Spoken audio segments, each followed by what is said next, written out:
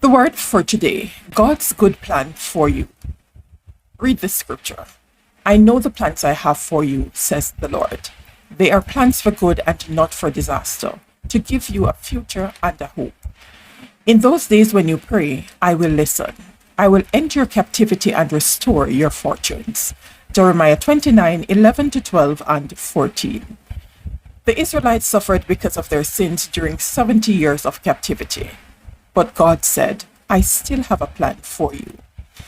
Have you messed up and gone through a season of correction, and now you're wondering if God has turned his back on you? God may correct you, but he will never reject you.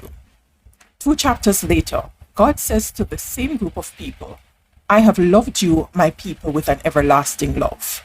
With unfailing love, I have drawn you to myself. I will rebuild you. Jeremiah 31:3-4. Note the word rebuild. Your life may have fallen apart, but God can rebuild it. The Bible's theme is restoration. King David committed adultery and murder, but when he repented, God fully restored him. And the Bible says, after David had done the will of God in his own generation, he died and was buried with his ancestors. Acts 13:36.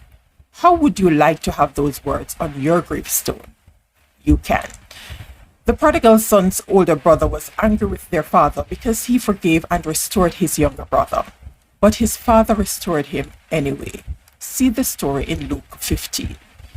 You cannot undo the fact of your past sins, but God can heal you from the effects of them. Just come to him today. Take that first step. That's the word for today.